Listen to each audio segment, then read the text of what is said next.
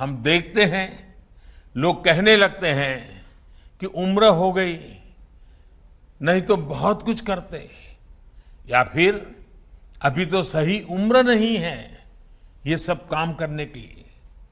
लेकिन प्रभुपाद स्वामी अपने बचपन से लेकर के पूरे जीवन तक अपने संकल्पों के लिए सक्रिय रहे। प्रभुपाद जी समुद्री जहाज से जब अमेरिका गए तो वो लगभग खाली जेब थे। उनके पास केवल गीता और श्रीमद् भागवत की पूंजी थी। रास्ते में उन्हें दो बार हार्ट अटैक आया यात्रा के दरमियान। जब वो न्यूयॉर्क पहुंचे तो उनके पास खाने की व्यवस्था भी नहीं थी, रहने का तो ठिकाना ही नहीं था। लेकिन उसके अगले 11 सालों में दुनिया ने जो कुछ देखा, श्रद्धेय अटल जी के शब्दों में कहें तो अटल जी ने इनके विषय में कहा था, वो किसी चमत्कार से कम नहीं था।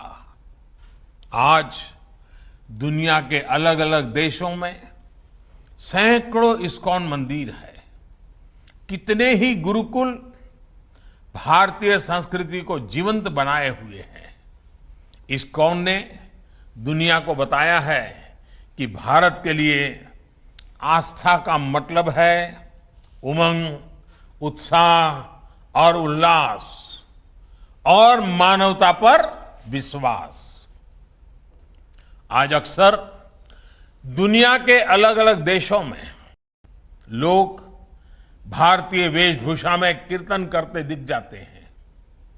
कपड़े सादे होते हो, हाथ में ढोलक, मंजीरा जैसे वाद्य यंत्र होते हैं, हरे कृष्ण का संगीतमय कीर्तन होता है और सब एक आत्मिक शांति में झूम रहे होते हैं। लोग देखते हैं तो उन्हें यही लगता है कि शायद कोई उत्सव या आयोजन है। लेकिन हमारे यहां तो ये कीर्तन, ये आयोजन जीवन का सहज हिस्सा है। आस्था का ये उल्लासमय स्वरूप निरंतर पूरी दुनिया में लोगों को आकर्षित करता रहा है। ये आनंद आज स्ट्रेस से दबे विश्व को नई आशा दे रहा है। साथियों, गीता में भगवान कृष्ण का कथन है, अद्वेष्टा सर्वभूतानां मैत्रः करुण एवच निर्ममो निरहंकारः समदुख सुख शमी। अर्थात जो जीव मात्र से प्रेम करता है, उनके लिए करुणा और प्रेम रखता है, किसी से द्वेष नहीं करता, वही भगवान को प्रिय है। यही मंत्र हजारों सालों से भारत के चिंतन का आधार रहा है और इस चिंतन को सामाजिक आधार देने का काम हमारे मंदिरों ने किया है। इस्कॉन मंदिर आज इसी सेवा परंपरा के आधुनिक केंद्र बनकर उभरे हैं। मुझे याद है जब कच्छ में भूकंप आया था तो किस तरह इस्कॉन ने लोगों की सेवा के लिए आगे बढ़कर काम किया था। जब भी देश में कोई आपदा आई है, चाहे वो उत्तराखंड की त्रासदी हो या उड़ीसा और बंगाल में साइक्लोन की तबाही, इस्कॉन ने समाज का संबल बनने का काम किया है। कोरोना महामारी में भी आप करोड़ों मरीजों, उनके परिजनों और प्रवासियों के लिए लगातार भोजन और दूसरी जरूरतों की व्यवस्था करते आ रहे हैं। महामारी के अलावा भी लाखों गरीबों के भोजन और सेवा का अनवरत अभियान आपके माध्यम से चलता रहता है।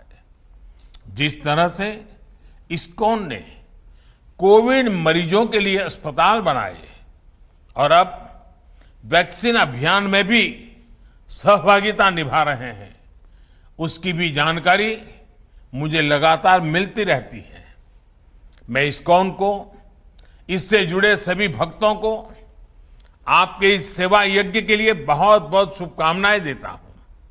साथियों, आज आप सत्य, सेवा और साधना के मंत्र के साथ न केवल कृष्ण सेवा कर रहे हैं, बल्कि पूरी दुनिया में भारतीय आदर्शों और संस्कारों के ब्रांड एम्बेसडर की भी भूमिका निभा रहे हैं।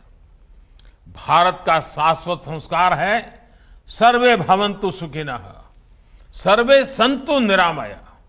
यही विचार इस्कॉन के जरिए आज आप सभी का, लाखों करोड़ों लोगों का संकल्प बन चुका है। ईश्वर के प्रति प्रेम और जीव मात्र में ईश्वर के दर्शन, यही इस संकल्प की सिद्धि का मार्ग है।